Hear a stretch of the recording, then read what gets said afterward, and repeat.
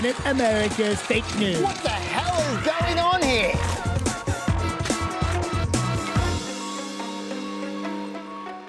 Hello there, welcome to Planet America. I'm John Barron. I'm Chaz Ciadello. This week, Gordon Sondland has dropped the president right in it. Was there a quid pro quo?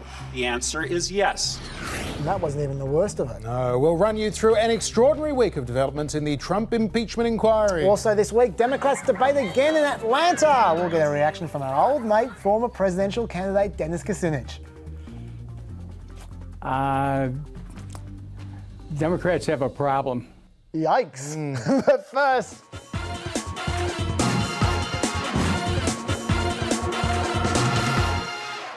President Trump directed a quid pro quo over Ukrainian investigations of the Bidens, Burisma and 2016, and everyone knew it. That is the bottom line from this week's public testimony from the US Ambassador to the European Union, Gordon Sondland. Sondland told the House Intelligence Committee President Trump ordered him, Energy Secretary Rick Perry and Special Envoy Volker to work with the president's personal lawyer Rudy Giuliani as he was pressuring the Ukrainians to launch the investigations. So we followed the president's orders. And Sondland says they weren't crazy about the situation. We did not want to work with Mr. Giuliani. Simply put, we were playing the hand we were dealt. And he denied knowingly being a part of any improper scheme, but he dropped Rudy Giuliani and the president right in it. Mr. Giuliani's requests were a quid pro quo for arranging a White House visit for President Zelensky. Mr. Giuliani demanded that Ukraine make a public statement announcing the investigations of the 2016 election DNC server and Burisma. Mr. Giuliani was expressing the desires of the President of the United States, and we knew these investigations were important to the President. Now, he did leave a little wriggle room there when he spoke of Burisma. Sondland, like Wednesday's witness Kurt Volker, did not see these investigations as being necessarily about the Bidens. When you heard Burisma, you did not see that as code for Biden, the Bidens. I did not. Unfortunately, though, for Republicans, Trump did specifically mention the Bidens in his July call with Ukrainian President Zelensky, so that defence won't get them very far. Well, in recognising the quid pro quo and the president's direction of it all in his opening statement, Ambassador Sondland linked pressure for investigations to the July phone call with the president and the lure of a future White House meeting. But then he says he became aware that almost $400 million worth of US military aid was being withheld. I tried diligently to ask why the aid was suspended, but I never received a clear answer. Still haven't to this day. And in the absence of any explanation, Sondland says, I later came to believe that the resumption of security aid would not occur until there was a public statement from Ukraine committing to the investigations of the 2016 elections and Burisma, as Mr. Giuliani had demanded. And there you go, pretty much as we've been hearing since late September, a diplomatic and financial pressure campaign to have Ukraine make a public announcement that would be of political benefit to President Trump in his re-election next year, a demand for foreign election interference. But then came perhaps the biggest news out of Sondland's testimony. Before the two presidents spoke on the phone on July 25, everybody knew of the preconditions for the call and future visit that had been set by Rudy Giuliani on the president's behalf. Investigate conspiracy theories involving discredited claims of Ukrainian election interference in 2016 and unfounded suggestions Vice President Biden shut down an anti-corruption probe into the gas company Burisma, where his son Hunter was a board member, all to protect his son. Sondland says the quid pro quo was clear. The Ukrainians knew it, so did the Secretary of State Mike Pompeo, so did the Chief of Staff Mick Mulvaney, so did others. Everyone was in the loop. It was no secret. Everyone was informed via email on July 19th, days before the presidential call. And he brought the emails to prove it.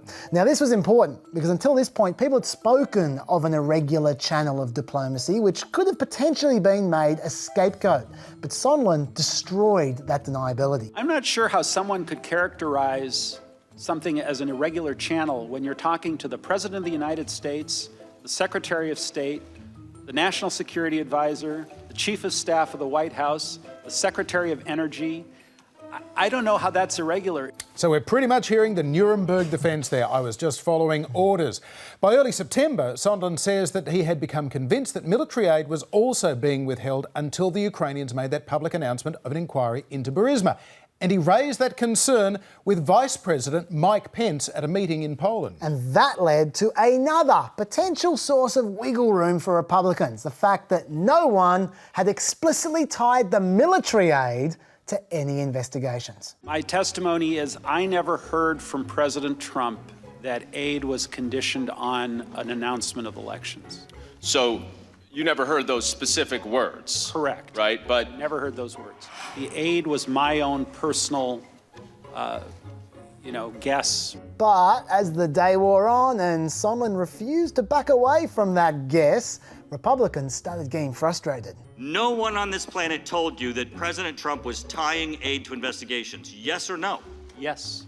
So, you really have no testimony today that ties President Trump to a scheme to withhold aid from Ukraine in exchange for these investigations? Other than my own presumption. Which is nothing. Unfortunately, someone on Earth has told us Trump was tying aid to investigations. His chief of staff. Did he also mention to me in the past the corruption related to the DNC server? Absolutely, no question about that.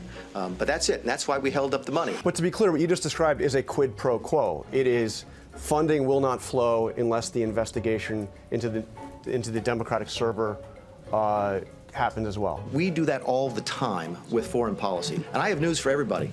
Get over it. Well, as we go to air, Democrats are not quite over it. Gordon Sondland, he's a wealthy hotel owner who donated $1 million to Trump's inaugural committee, and then, coincidentally, he was appointed ambassador to the European Union.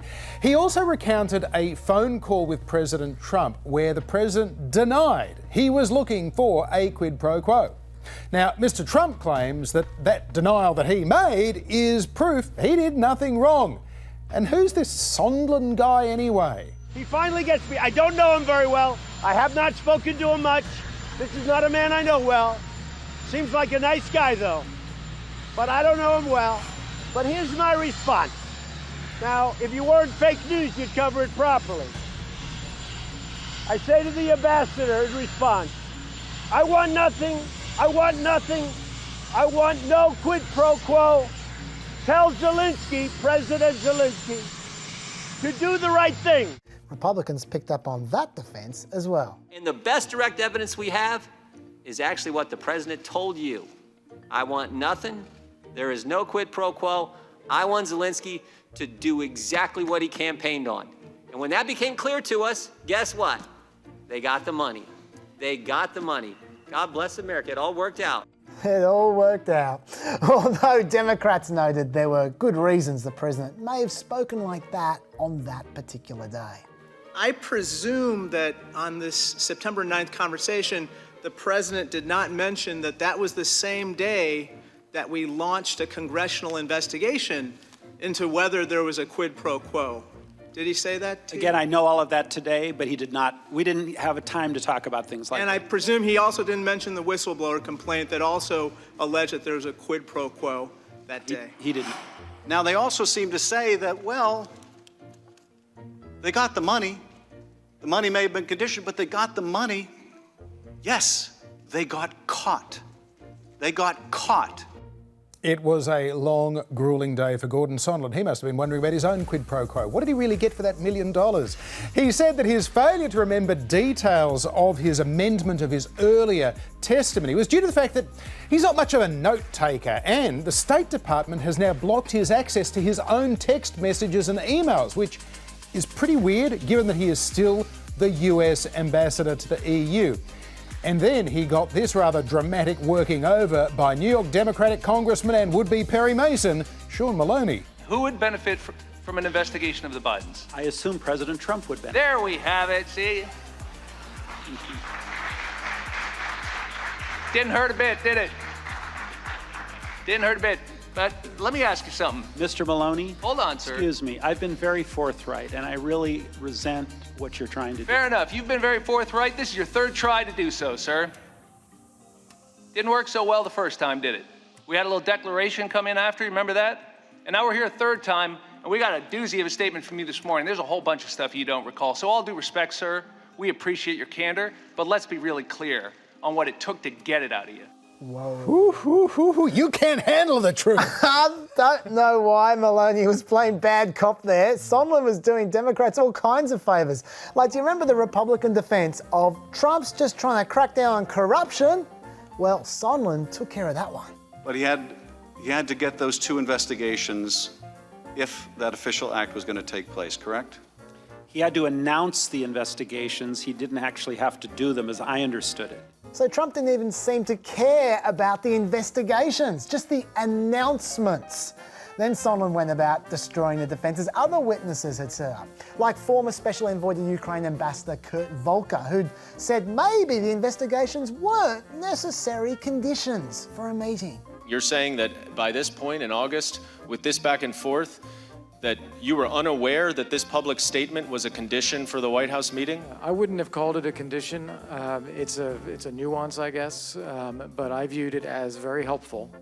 Republicans put Volker's testimony to Sondland and... He knows that that's what the president wanted, but he didn't have it as this was a requirement. Oh, I strongly disagree with that portion of his testimony. It was absolutely a requirement, or we would have just had the meeting and been done with it.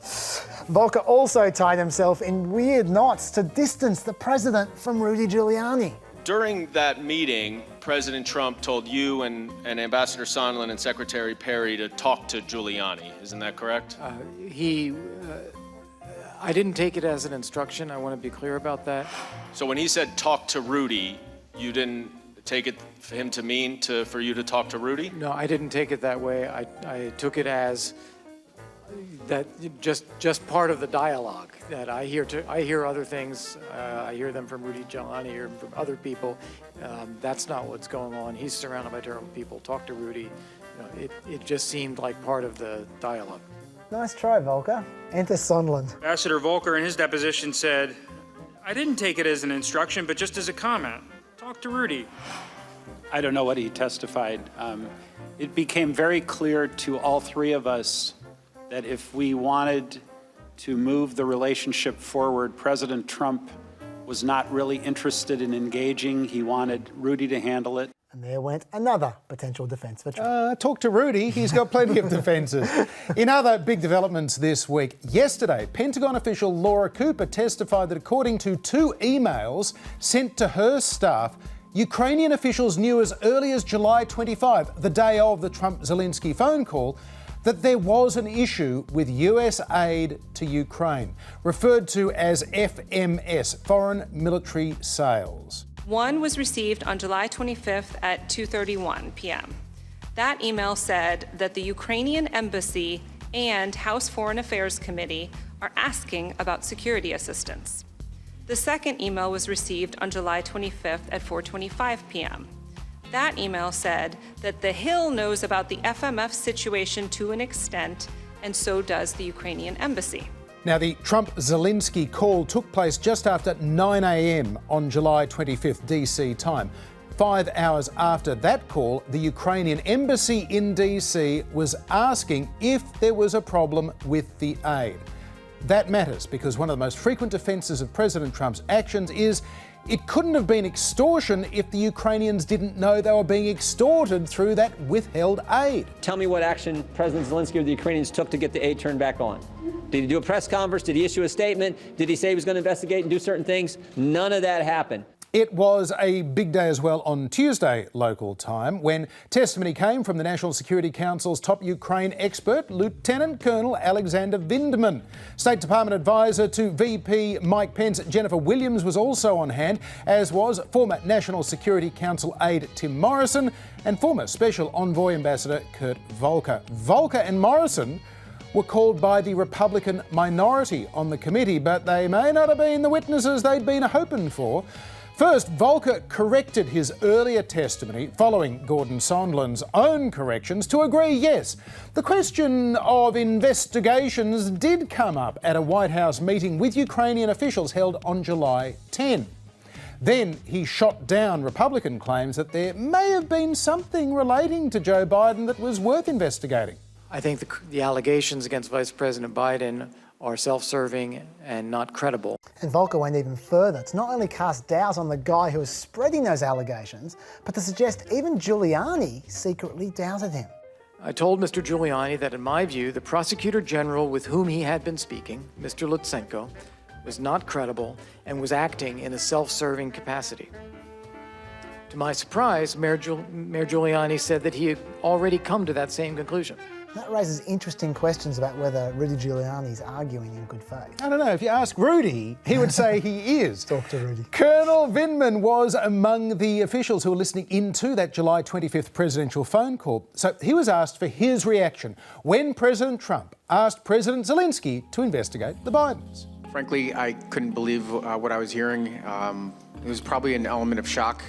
And Jennifer Williams, the advisor to Mike Pence, was asked what she thought listening into that presidential call. I found the July 25th phone call unusual because, in contrast to other presidential calls I had observed, it involved discussion of what appeared to be a domestic political matter. As far as they're all concerned, it was not a perfect call. Then, earlier today, President Trump's former top advisor on Russia, Dr. Fiona Hill, gave her public testimony. And in her opening statement, she took square aim at the conspiracy theory driving Trump and Giuliani's pressure on Ukraine and supported by some congressional Republicans. Some of you on this committee appear to believe that Russia and its security services did not conduct a campaign against our country and that perhaps, somehow, for some reason, Ukraine did. This is a fictional narrative that has been perpetrated and propagated by the Russian security services themselves. The unfortunate truth is that Russia was the foreign power that systematically attacked our democratic institutions in 2016. And she really hammered that home. She tied it back to Russia. She warned denying Russian involvement in 2016 is all a part of Russian interference in 2020. Right now, Russia's security services and their proxies have geared up to repeat their interference in the 2020 election. We're running out of time to stop them. Well, speaking of the 2020 election, national polls for the Democratic presidential nomination remain pretty steady leading up to this week's fifth Democratic candidate debate in Atlanta, Georgia. Former Vice President Joe Biden retains an almost 7-point lead over Senator Elizabeth Warren. Bernie Sanders has ticked up a point or so. The big mover, though, Mayor Pete Buttigieg, who has climbed 2.5 points nationally in a month. Next, Senator Kamala Harris, just under 5%, with former New York Mayor Mike Bloomberg jumping into equal sixth place with businessman Andrew Yang, then Booker, Klobuchar, Gabbard and Castro with the rest on 1% or less. A poll from Harris X also gave Bloomberg 3 points. He formally filed paperwork to run earlier today.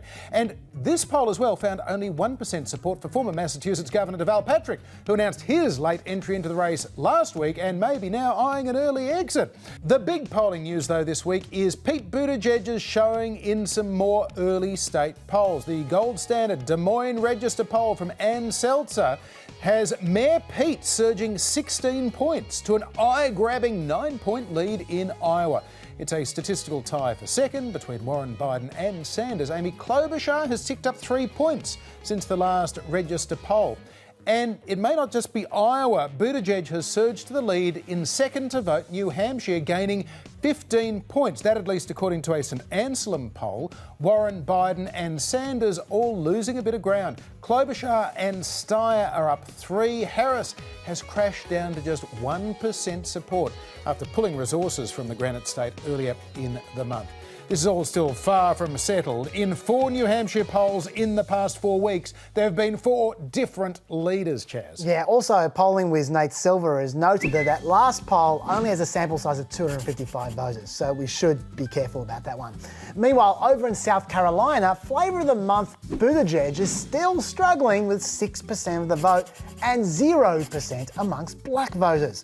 But that Des Moines Register poll in Iowa is definitely worth breaking down, because you can see how Buttigieg's recent reinvention as a moderate is working out for him. About 55% of Iowa Democrats share Joe Biden's ideology, whereas 38% of Iowa Democrats say Elizabeth Warren is too liberal. 53% say Bernie Sanders is too liberal, but a whopping 63% of Iowa Democrats say Pete Buttigieg is the Goldilocks candidate. And look how that's changed. Back in September, 7% of very liberal, 14% of liberal, and 8% of moderate or conservative Iowa Democrats supported Buttigieg. Then this month, the first two categories almost doubled, but 4 times as many moderate and conservative Iowa Democrats supported Buttigieg. Meanwhile, Bernie Sanders just keeps on chugging away, still polling the same, not attracting any attention, but quietly celebrating his 4 millionth individual donation of the campaign. Probably worth remembering that every now and then. So, those polls help to explain why yesterday's debate saw Mayor Pete become a lot more of the focus. First, moderator Andrea Mitchell questioned the 37-year-old's political experience. You were elected mayor in a Democratic city, receiving just under 11,000 votes. And in your only statewide race, you lost by 25 points. Why should Democrats take the risk of betting on you? And he was pretty ready for that question. Because I have the right experience to take on Donald Trump. I get that it's not traditional establishment Washington experience, but I would argue we need something very different right now. So, a neat pivot there. He is a different kind of candidate, and he's won votes in a red state, Indiana. Yeah, I thought he followed up on that point well, too. Washington experience is not the only experience that matters. There's more than 100 years of Washington experience on this stage, and where are we right now as a country?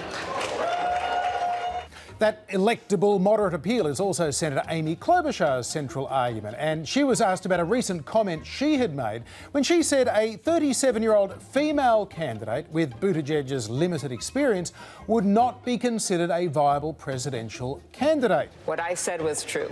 Women are held to a higher standard. Otherwise, we could play a game called Name Your Favorite Woman President, which we can't do because it has all been men. Including all vice presidents being men. And I think any working woman out there, any woman that's at home knows exactly what I mean. OK, so there's the gender issue. And Buttigieg is also vulnerable on the issue of race. He polls very poorly amongst African-American voters, as we've seen. And he has been criticised for being seen to side with South Bend, Indiana police after a police shooting of a black man last summer. There was another race-related controversy in Buttigieg just this week, actually. He'd previously sent out his plan to combat racial discrimination in this email, declaring over 400 South Carolinians endorsing his plan. And while they didn't explicitly say black South Carolinians, it was kind of implied, and yet at least 42% of that list is white. But worse still, many supposed endorsees didn't even know they were on the list. Buttigieg's campaign had sent out this email saying to them, if you don't want your name included, please let us know by 4 p.m. today. And amusingly, the cover was illustrated by this stock photo that was of 2 canyons. So that did not go down well. Probably members of the Obama family. So it was into that context that this question was directed to Kamala Harris. You criticized Mayor Pete Buttigieg's outreach to African-American voters. You said, quote, the Democratic nominee has got to be someone who has the experience of connecting with all of who we are as the diversity of the American people, end quote. What exactly prompted you to say that, Senator Harris? Well, Senator Harris wasn't going to bite that easily, but she did a neat pivot of her own to pretty much make the same point. Well, that was asked a question that related to a stock photograph that his campaign published, but I believe that the mayor has made apologies for that.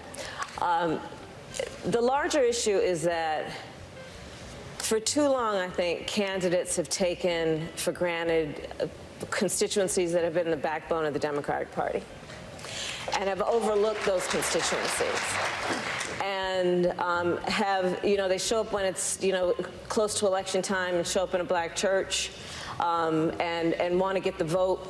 but just haven't been there. So boil that down and Mayor Pete is just another white carpet bagger looking for black votes. And there's not a lot he can do about his race, obviously, or indeed his gender. But he was happy to raise one of the unstated reasons for some of these questions about his electability, that being his homosexuality. While I do not have the experience of ever having been discriminated against because of the color of my skin, I do have the experience of sometimes feeling like a stranger in my own country, turning on the news and seeing my own rights come up for debate, and seeing my rights expanded by a coalition of people like me and people not at all like me, working side by side, shoulder to shoulder, making it possible for me to be standing here wearing this wedding ring in a way that couldn't have happened 2 elections ago, lets me know just how deep my obligation is to help those whose rights are on the line every day, even if they are nothing like me in their experience. It was another very tidy answer. Will it win over crucial black votes? We'll see. Certainly Amy Klobuchar, who's positioning herself as the other moderate alternative to Biden, is not buying what Mayor Pete is selling. On voting rights, for instance, she basically said he's all talk. I agree with what the mayor has just said, but this is a good example where he has said the right words, but I actually have the experience and am leading 11 of the bills that are in that House passed bill you just referred to. And I think this kind of experience matters. So, big dynamic in this debate, not just dings on Pete, but Klobuchar and Harris in particular are arguing that they are the real deal. The most frontal assault, though, came from the only other veteran on the stage, Tulsi Gabbard. I think the most recent example of your inexperience in national security and foreign policy came from your recent careless statement about how you as president would be willing to send our troops to Mexico to fight the cartels. I know that it's par for the course in Washington to take remarks out of context, but that is outlandish even by the standards of today's politics. Are you saying that you didn't say that? I was talking about U.S.-Mexico cooperation. We've been doing security cooperation with Mexico for years, with law enforcement cooperation and a military relationship that could continue to be developed with training relationships, for example. Do you seriously think anybody on this stage is proposing invading Mexico? That's not what I said. I'm talking about building up alliances. And if your question is about experience, let's also talk about judgment. One of the foreign leaders you mentioned meeting was Bashar al-Assad. I have, in my experience, such as it is, whether you think it counts or not, since it wasn't accumulated in Washington, enough judgment that I would not have sat down with a murderous dictator like that. They always bring up Assad. The Jerry Springer moment right there. Strong denial, strong counter-attack. And it is essentially the Obama argument. What I lack in experience, I gain in judgment. It's how he became the nominee in 2008. That's true, although strangely, no one criticised Mayor Pete for something that really deserves criticism. Why are his campaign workers doing this?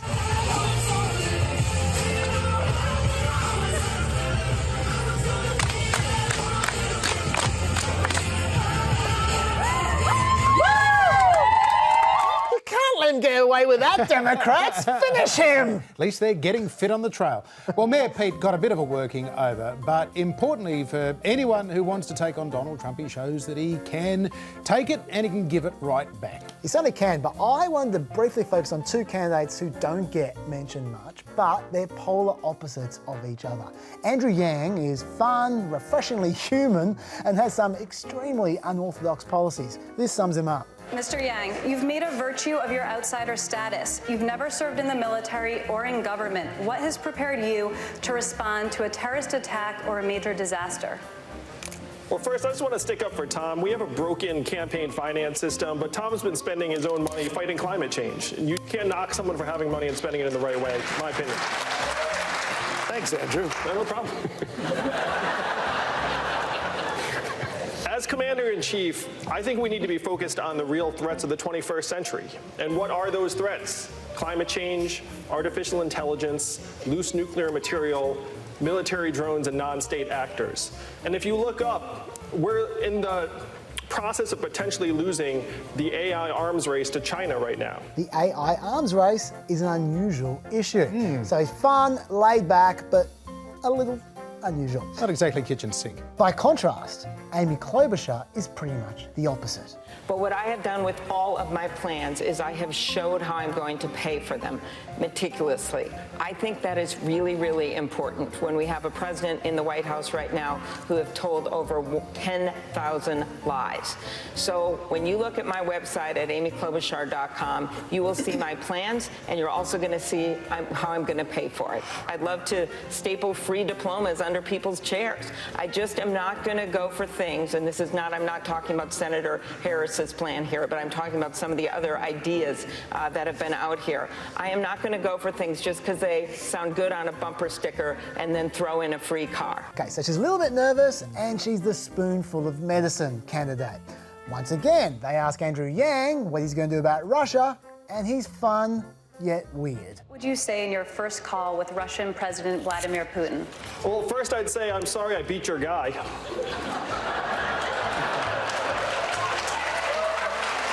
I want to propose a new world data organization, like a WTO for data, because right now, unfortunately, we're living in a world where data is the new oil and we don't have our arms around it. These are the ways that we'll actually get Russia to the table and make it so they have to join the international community. Okay, whereas Klobuchar went for the incredibly uninspiring yet very realistic and important angle. The president precipitously got out of the nuclear agreement with Russia, and we must start negotiating, even though they were cheating, for the good of this world. And we must also start the negotiations for the New START treaty. The problem is they're on either side of the sweet spot, and both aren't going anywhere. By contrast, there's Cory Booker, who combines charisma with wonky realism. We've got to start empowering people. We use our tax code to move wealth up, the mortgage interest deduction. My plan is very simple. If you're a renter who pays more than a third of your income in rent, then you will get a refundable tax credit between the amount you're paying and the area median rent. That empowers people in the same way we empower homeowners. And what that does is it actually slashes poverty, 10 million people out. In fact, at times, Booker messes around better than anyone, all while strangely remaining serious. I wanted to return back to this issue of black voters. I have a lifetime of experience with black voters. I've been one since I was 18. I have a lot of respect for the vice president. He has sworn me into my office as a hero. This week I hear him literally say that I don't think we should legalize marijuana. I thought you might have been high when you said it. and let me tell you, because marijuana in our country is already legal for privileged people.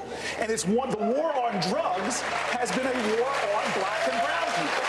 And yet, he's also failing, and I have no idea why, so I'm giving up my pundit's badge. Yeah, it's a big mystery why Cory Booker has never gotten a serious look in this campaign. But now let's have a look at how Joe Biden's going. The front-runner who has maintained strong national support while continuing to fade in the early states. He has so far defied predictions that his campaign would go nowhere, just as his two previous White House bids flopped.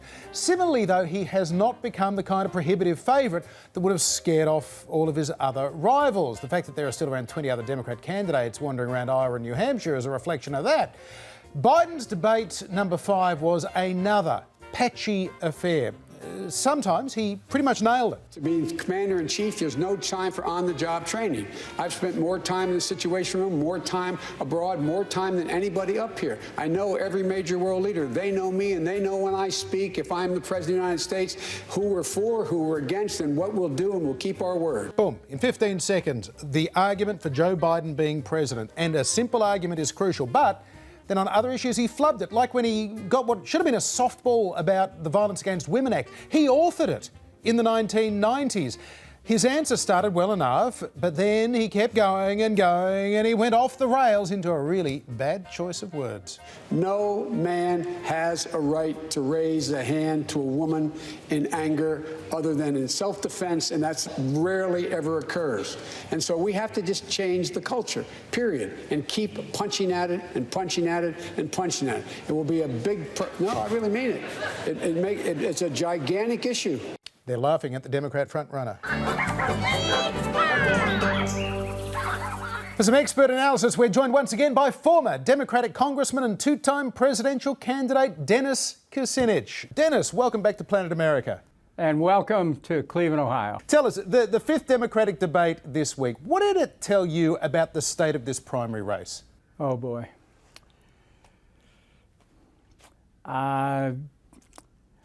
Democrats have a problem.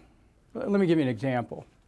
Insurance companies have bought their way, burrowed into the Democratic Party, and have repeatedly blocked Medicare for all so that everyone can be covered. You know, right now we have hospital bill bankruptcies. People are losing everything because of an illness. And the Democratic Party has a chance to consolidate support among the American people by saying, look, you don't have to worry about going broke. We're going to make sure that you have health care for all. And that's a bill that I wrote years ago. Bernie Sanders and Elizabeth Warren are championing that. But then you have the mayor who's come in and sided with the insurance industries. They're pouring money into his campaign so they can avoid any attempt by the government to edge them out of their substantial profits. And frankly, you know, this is a big debate, and the Democrats are split on it. And that will have consequences in the election. Dennis, you can't spend 5 minutes on the internet without hearing someone talking about the Bernie blackout. Now, they attribute that to corporate influence as well. Do you agree that the mainstream media ignores Bernie Sanders? And if so, why do you think that is? Well, it's not personal. It's not just towards Bernie. I mean, you know, when I ran, I had to deal with some of those corporate interests stopping me from getting into certain debates. So, you know, there is a reality in American politics that interest groups which have an enormous sway in both political parties will do their best to try to shut out those voices which could serve to present a frontal challenge. And Bernie Sanders is such a candidate. So yes, of course there is a blackout of Bernie Sanders that has been going on among certain interests. You'd read some stories about the election and you wouldn't even know he's a candidate. And yet he still has a very good national organization and is going to be in contention all the way through to the convention. Dennis, the last month or so has seen an ongoing fight between one wing of the Democratic Party and billionaires. Now, I know the billionaires haven't covered themselves in glory with some of their reactions, but the attacks on the billionaires haven't all been about raising revenue. Some of them have had a moral component as well. Do you approve of that direction or not? Oh, I don't like singling out people, first of all. I also think that we need to shift our emphasis in America away from attacking people who have wealth towards showing people how they can create wealth. Our focus ought to be to teach wealth creation and to give people an access to information and the tools through the educational system so people would understand how money is actually made, how wealth is created. I can appreciate the dilemma we have in the country with the maldistribution of wealth, but you do not help to create wealth simply by tearing down the people who have it. We need to redistribute the resource of this country in some ways, but frankly, America has enough money for health care for all, education for all, jobs for all, but we shouldn't be attacking people just because they have money. That's stupid. When you're a candidate on that stage, at what point do you decide, particularly if you're struggling to gain traction, I'm going to have to attack a big target. I'm going to have to go after Biden, or I'm going to have to go after Pete Buttigieg, whoever it might be. And what are the risks you take in trying to tear somebody down? Those are questions that generally will come up in preparation for a debate. Is there anybody that you're looking to single out? You've got to be careful because you really need to spend the time showing the American people who you are and talking about what you want to do for the American people. One of the most important lessons I learned from the debates that I took into the debate, and that it worked in my favor, is just listen. Pay attention to what people are saying.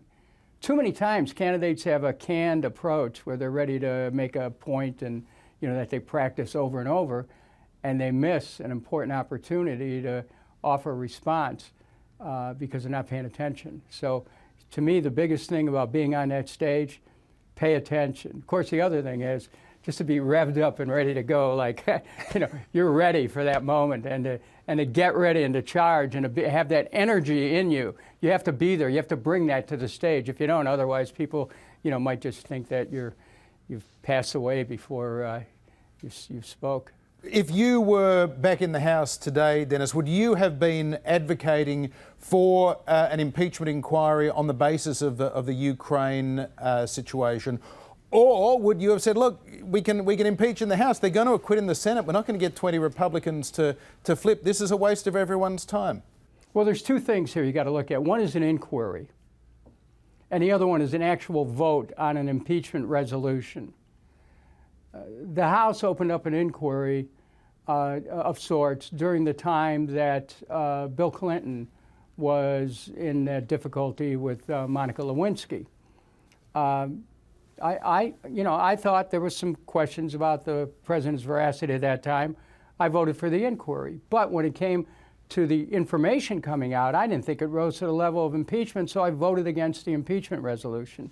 So, to me, you have to look at what the facts are and ask if they rise to the level of an offense for which someone should be taken out of office. And to me, you have to have that bar very high.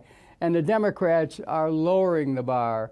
And let me tell you, as they lower the bar, they've got to be careful because it could affect some of their own in the not too distant future. So here we are, 11 and a half months out from the next presidential election. We'll also see a Senate and House election as well. As a lifelong Democrat and progressive, how are you feeling about the prospects of taking back the White House, getting the kind of majorities in Congress to get any of these priority issues done? Check, please. Hey, look, the Democratic Party needs to get its act together. It needs to stop catering to corporate interests who are hamstringing the party's ability to connect with the American people on some very serious economic issues, such as health care and climate change and education and rebuilding our infrastructure and so many other areas. So, look, 2020 is up for grabs. Does the party have a chance to win? Yes. Will it? The odds are not really good right now, and my feeling is that the odds would improve if they stop making the whole election about Donald Trump and start making it about the American people. Dennis Kucinich, we always appreciate your insights. Thanks so much for your time. Great to be with you. Thank you. Okay, before we go, it is time once again to play Guess Who Won't Be President?